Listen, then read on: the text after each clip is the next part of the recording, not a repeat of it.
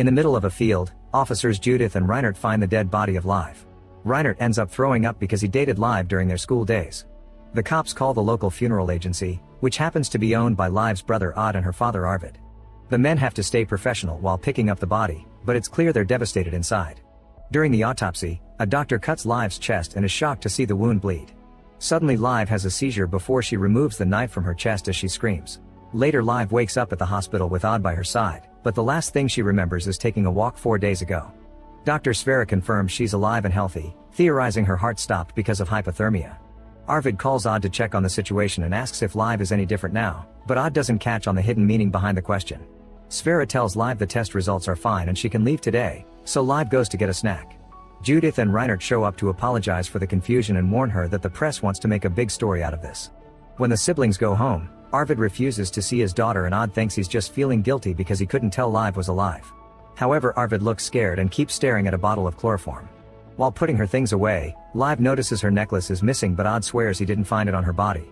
She also eats some chocolate but surprisingly hates the taste. Later during dinner Arvid lights a candle and studies Live's reaction, noticing she freezes for a second. This makes him nervous so he storms out of the room. Live is upset by her dad's attitude and decides to go for a walk to clear her thoughts. On her way out, she realizes she can still hear Odd talking to his wife Rose even though they're upstairs. It seems they both think she's acting strange. Getting more upset now, Live starts running, gaining impressive speed without even breaking a sweat. In just a few minutes she reaches the field near the barn where they found her body and easily finds the spot because grass stays away from it. When she touches the ground memories come back to her. Someone caught her from behind and injected something in her neck before taking her necklace. She tried running away, but she barely ran for a few seconds before passing out. Live immediately runs to the police station and tells Reinert that she was attacked, but Reinert doesn't believe her because the doctors found no injuries. At home, Arvid brings out an old tape. His wife's voice explains that if he's listening to this she's dead for real this time, and asks Arvid to take care of their children. She also asks him to keep an eye on Live because the mother's darkness may be spreading to her. When Live comes home, Arvid starts interrogating her, but he notices her eyes changing and gets scared so he leaves. Afterward Live rants to Odd about the situation, not understanding who would want her dead and why the killer abandoned her body in the field, not to mention her dad's strange behavior lately. Odd says he wishes there was a serial killer on the loose to get more clients since nobody dies in their little town. Moments later Arvid calls Live to his office and after some struggle, he manages to knock her out with chloroform as he apologizes. Then he drags the body downstairs and Odd hears a noise, but when he takes a look he only sees his dad. Arvid gives him some work excuse about checking on the crematorium and leaves. When Live wakes up, she finds herself inside a casket. She starts screaming and pushing, but Arvid ignores her. He pushes the casket into the crematorium and turns on the flames, thinking he's doing the right thing. The heat makes Live freak out and she finally manages to break the wood to get out of the casket. Arvid hears the noise and looks through the little window, noticing his daughter is trying to escape. He pulls a lever to bring down a thick wall that seals the exit hole. Live manages to put her fingers under it before it fully closes and uses outstanding strength to lift it again so she can crawl out. After noticing she somehow isn't burnt, Live is shocked to see her father is behind this. Arvid apologizes again as he explains he did this for Live's own sake. He also mentions he couldn't help his wife, who suffered through the same thing. As he comes closer to grab her, he says he has proof at home and Live screams. A few hours later Odd receives a call informing him Arvid is dead. He goes to Live's room to give her the bad news, and she hugs him while hiding her blood-stained hands. A flashback shows that Live pushed her dad out of fear and accidentally threw him downstairs, but even though it was an accident the guilt still haunts her. Soon Judith and Reinert arrive at the scene of the crime. Judith thinks it's a simple case of an old man tripping and falling, but Reinert points out it's suspicious the same family had 2 mysterious deaths in a week. Odd also comes to pick up the body and seeing his dead father makes him snap at the cops. On his way to the morgue, Odd stops at a gas station to use the bathroom and ends up screaming into the paper towels. After dropping the body at the morgue, Odd goes to the funeral agency and sits in the main office as he tries to accept the fact this is all his now. In the drawer, he finds a bunch of envelopes from the bank so he goes to see the family's financial advisor. It turns out Arvid had a lot of debt, which will now be in Odd's name. He has 2 weeks to pay or the family will lose the house because of the mortgage. When Odd returns to the office, he discovers some kids painted dirty graffiti on the window. He immediately starts cleaning and is interrupted by Martin, who tells him he can get more clients if he offers a discount and leaves a brochure promoting his sales classes. At home, Live looks around his father's place and finds the tapes. She listens to her mother describing some darkness inside her and how she couldn't stop it from taking over her, not to mention her request to Arvid to do something if Live ever goes through the same thing. Furious, Live throws the tape on the ground.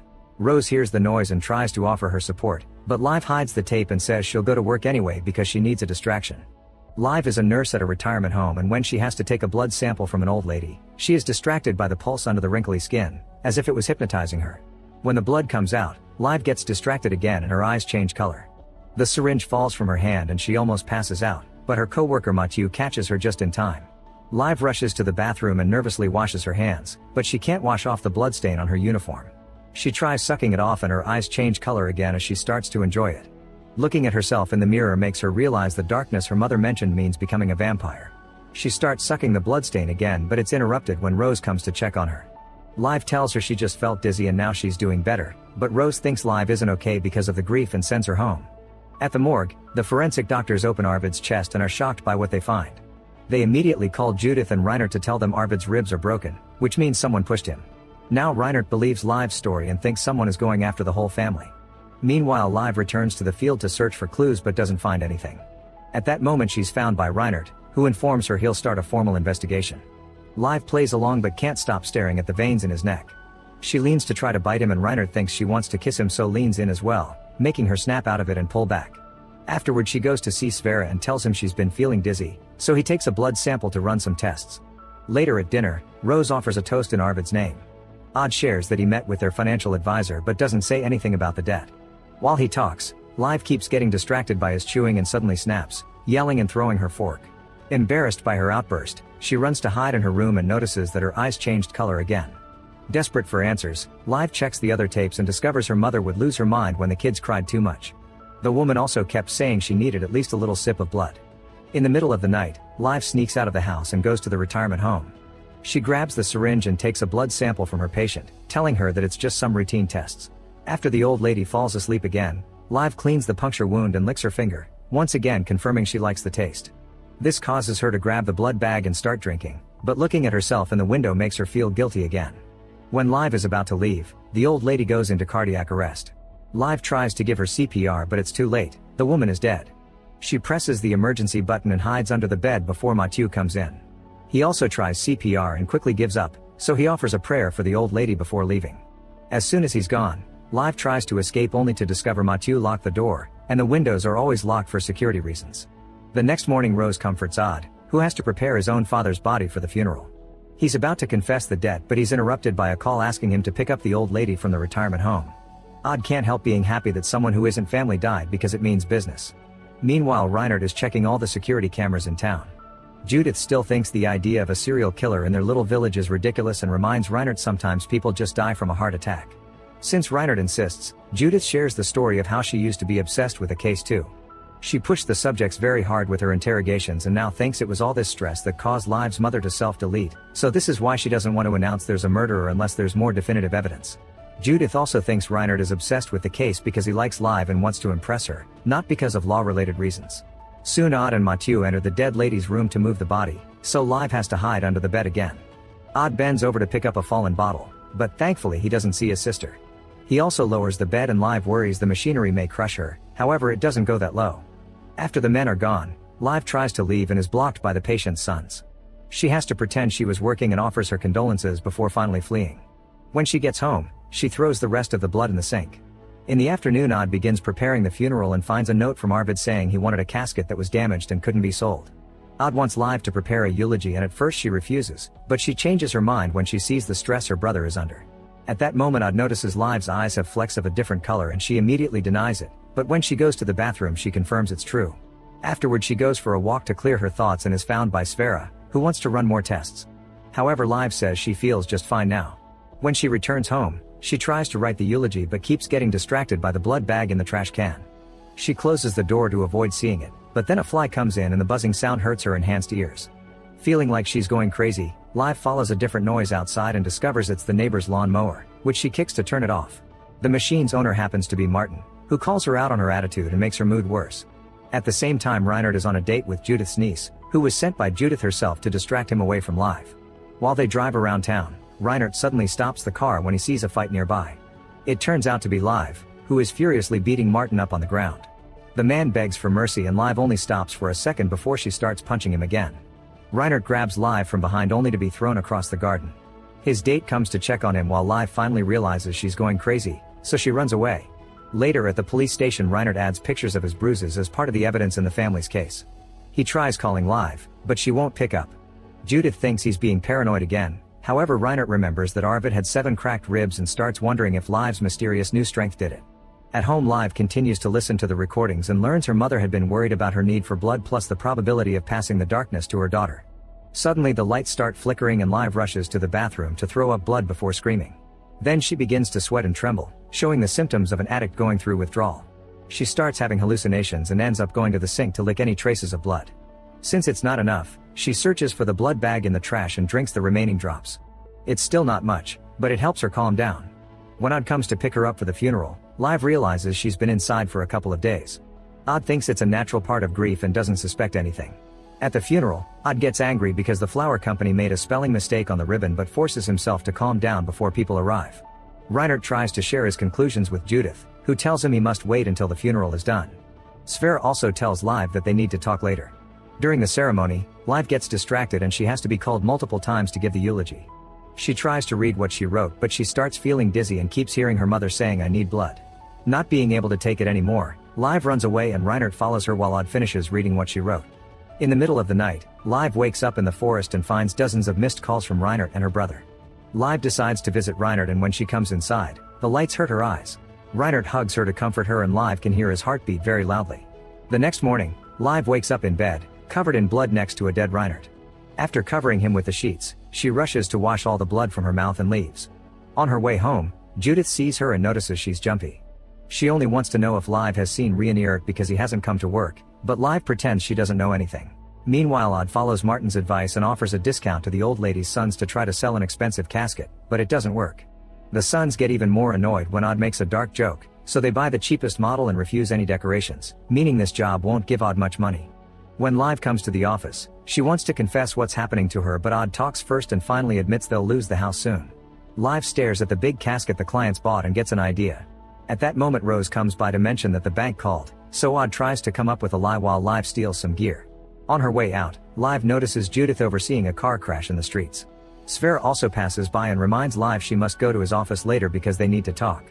At the same time, Judith looks at the books that fell from the crashed van and discovers happy powder hidden in the covers. Live returns to Reinert's house and cleans all the blood from the floor before putting the body in a bag. Reinert's phone keeps getting calls from Judith, so Live unlocks it using his face. Pretending to be Reinert, she texts Judith saying he's sick and won't go to work today. A skeptical Judith goes to check on him anyway, and since nobody opens the door, she checks the garage and finds the car there. Live uses the funeral gear to leave with the body before Judith can see her, and in her hurry she doesn't notice a bloodstain on the wall. Moments later, Judith sees Live crossing the bridge and asks about the package she's carrying, so Live pretends it's just some stuff she's bringing from the family storage unit. When Live makes it to the funeral house, she unwraps Reinert and notices the bite mark on his neck. She decides to cover his head with plastic and tape to avoid any leaking, then she pushes Reinert into the old lady's casket, hiding him under the sheets.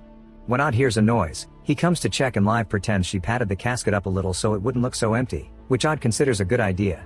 Then Live hugs Odd to keep him distracted and convinces him to put the lid on the casket so it can be sent to the crematory. Afterward, Odd attends Martin's business class. When Marin starts asking questions to analyze the strengths and weaknesses of the funeral home, Odd snaps and yells that nobody dies here before storming out of the classroom. Meanwhile, Live goes to see Sverre, who takes a new blood sample. He asks Live how she's feeling and reminds her he must respect confidentiality, so he offers an ear for her problems. However, Live says she's fine and leaves. That night, Odd considers telling Rose about the debt, but he keeps it to himself when Rose drops big news: she's pregnant. Odd is delighted, but when Live hears this from behind the door, she feels she shouldn't bother the couple with her issues and retires to her room. She continues listening to the tapes and cries when she hears her mother taking care of a baby Live. The next morning, Odd brings Live breakfast and tells her about the baby. He also explains that using the baby excuse, he convinced the old lady's sons to buy a full funeral, so the casket isn't going to be cremated yet. Instead, it'll be open for the ceremony. Later, Live runs to the church, but the front door is locked and Odd is already inside getting things ready. She manages to sneak in using a window and hides behind some furniture until Odd leaves the room. At that moment, Reinert's body rises and Live watches in shock how he jumps out of the casket to run out of the church. While she chases after him, Odd arrives with the old lady's family and friends. The body in the casket is in a terrible state after Reinert pushed it around, so the sons refuse to pay for the service. In the woods, Live finds Reinert, who tries to attack her. She hits him a few times to get him off and Reinert tries to fight back, so Live has to keep punching him. Eventually, Reinert overpowers her and pushes her against some logs with such strength that she collapses. Then Live finds a rock and hits Reinert with it to knock him out. At the police station, Judith is still worried about Reinhardt and checks his office, only to find a crumpled picture of Live in the trash. Suddenly Live arrives and says she found Reinhardt in the woods with no clothes except for a bag over his head. She claims he attacked her out of nowhere and she knocked him out in self-defense. One of the cops thinks Live caught him in the middle of a naughty game, but Judith is suspicious and says they'll learn the truth when Reinhardt wakes up. Worried about what Reinhardt may say, Live goes to his hospital room and suffocates him to death with a pillow. At that moment Sverre comes in, but he doesn't look surprised and tells Live to wait a second. Suddenly Reinhardt wakes up screaming, so Sverre tells Live to keep guard outside while he takes a sample of his own blood and injects it into Reinhardt to calm him down. Meanwhile, Odd goes to the bank to tell his financial advisor that he's going to be a father, but this doesn't get him a full extension. However, he does get a small offer. If he makes a partial payment of $30,000, then the rest of the debt can get the extension he wants. On his way home, Odd freaks out and throws a bunch of chairs into a pool to deal with his frustration. While he wonders what to do with his life, Rose comes looking for him to announce they have a client. It's Martin, who claims his cousin died in Sweden but the family wants to bury him here in his homeland. Odd explains that death passports and all the international paperwork are very expensive, so he dares to ask for $30,000. To his surprise, Martin immediately agrees. Minutes later, Reinhardt wakes up feeling better. At that moment, Judith arrives to interrogate him, but Sverre interrupts her to explain Reinhardt had a psychotic episode so he doesn't remember anything. He also says Reinhardt can go home now. A worried Live doesn't think this is a good idea, but Sverre tells her they'll talk later in private. In the evening, Sverre visits Live and listens to the tapes, revealing he told her mother to make them. It turns out Live's mom tried to quit blood but she went crazy, so Arvid took her to see Sverre. He promised not to expose her. In fact, he tried to help her deal with her condition while studying her blood. His goal had been to find the key that made vampires heal quickly and stay young forever to use it for medicine. However, before he could discover anything, Live's mother self-deleted. She always knew her daughter was the same but didn't say anything because she wanted her to have a normal life for as long as possible. Sverre used his hypothermia lie to protect Live, but now he thinks they must kill Reinhardt before he begins murdering people, and the only way to do that is burning him. Live doesn't think it's fair and asks for a day to talk to Reinhardt, hoping he may be in control. If he isn't, then she'll agree to follow Sverre's plan. The doctor gives her 2 samples of blood so they can satisfy their hunger for now. In the meantime, Reinhardt is freaking out at his house because the effects of withdrawal are kicking in. At the same time, Judith is studying the family case and adds Reinhardt's situation to the evidence, so now she's suspicious too. The next morning, Live makes a bunch of smoothies with the blood. A bit of the drink spills on the table and Odd tries it only to think it tastes bad. However, he believes Live when she says it's beets. Then she goes to Reinhardt's house, and since he won't answer the door, she goes inside on her own. The house is a mess and Reinhardt looks sick. Live offers the smoothie and tries to explain she went through the same thing, but Reinhardt ignores her and leaves. When Live tries going after him, she isn't fast enough on her bicycle and loses sight of his car. She goes to the police station only to discover he isn't there.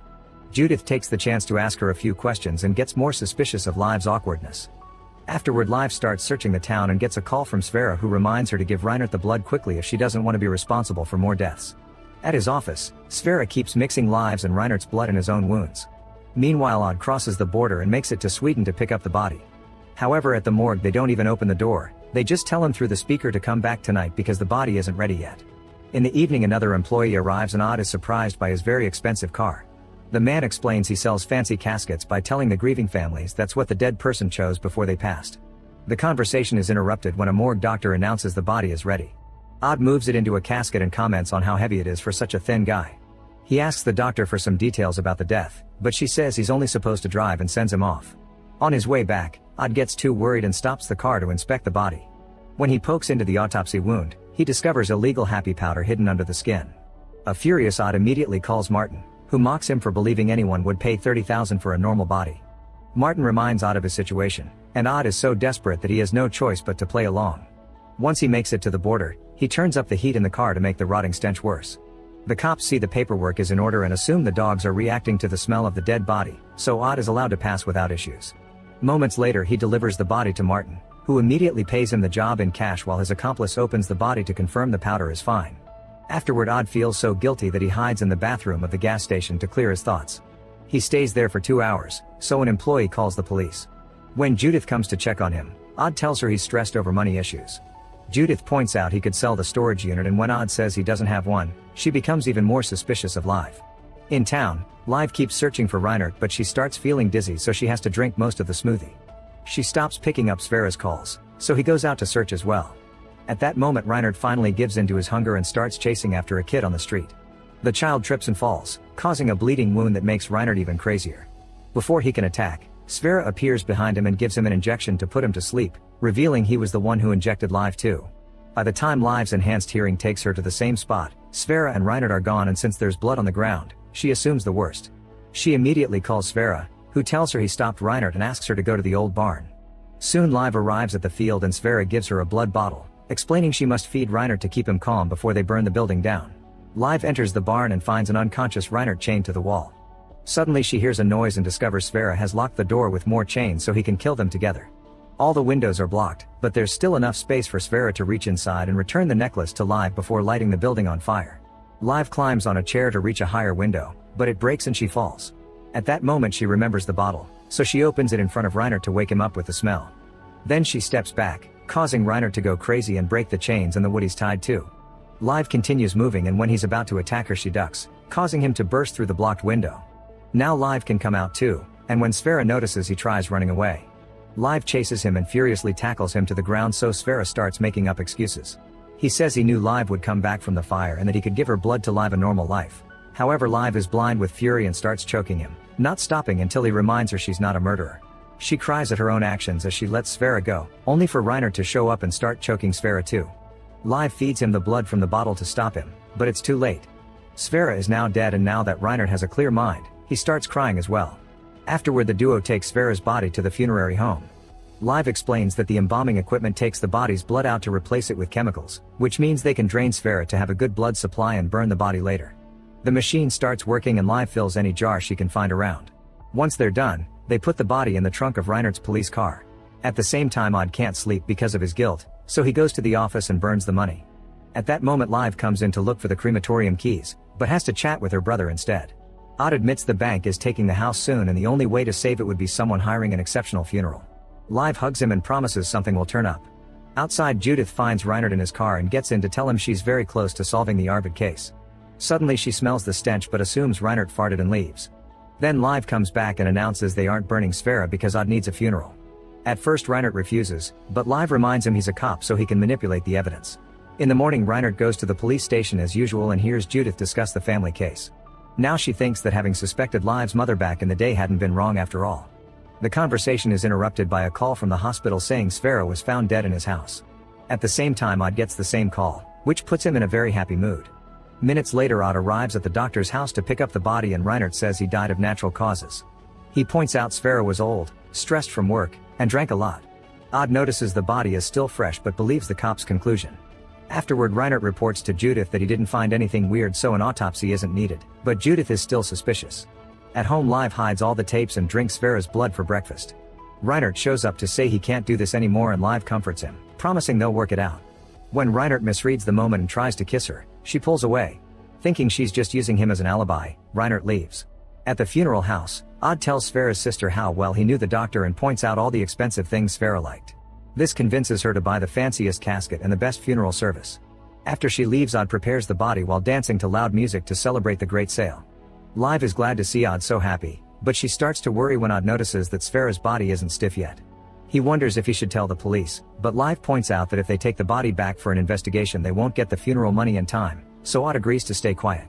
That night Live tries calling Reinert but he won't pick up, so she leaves a message saying she does care about him. Odd is still haunted by his guilt and interrupts the embalming preparations to tell Rose the truth. In the morning Live is woken up by the sound of Odd and Rose arguing. Rose thinks Odd should take care of his family, but Odd is afraid of losing his license if he hides things from the cops. Hearing this, Live runs out of the house. At the police station Judith calls her boss to get authorization for an autopsy on Sverre. Her boss agrees and says that if she gets enough evidence from the autopsy, she can arrest Live. At the same time Live shows up to drag Reinert to a private spot so they can discuss what to do. This escalates into an argument and Live calls Reinert a murderer, which hurts him and causes him to leave. Then Live goes home and finds Odd and Rose making up. Feeling guilty, she shows her necklace to Odd and explains Sverre attacked her. She admits she was involved in his death only in self-defense, and never mentions her vampirism. Live wants to confess her crime to the police to skip the autopsy and have the funeral, but before Odd can react, Judith shows up to apprehend Live. Before leaving she orders Odd to send the body to the morgue without hearing what he has to say. Live is kept in a cell for a whole night. In the morning Reinert comes to check on her and Live says Arvid had been right, keeping vampires alive isn't worth it. Reinert says they should escape together to another city, but when they leave the cell Judith finds them, so Reinert pretends he's interrogating Live. At that moment they get a call from the morgue informing them Sverre is already embalmed so they can't do the autopsy. It seems Odd finished the job before delivering the body to protect his sister. Judith goes to yell at Odd, who pretends he did the job the other night as he originally intended and points out Judith never let him explain. Liv overhears this from the window and cries, touched by her brother's gesture. Soon Liv is released and Sverre has an expensive funeral that saves Odd's business. The cops also attend the ceremony and Judith still thinks everything is suspicious. After the funeral the siblings go home and Odd pretends everything is fine. However, he can't stop thinking about the moment he did the embalming because he discovered Sverre's body was missing all the blood. Odd keeps staring at his sister, wondering what she's hiding.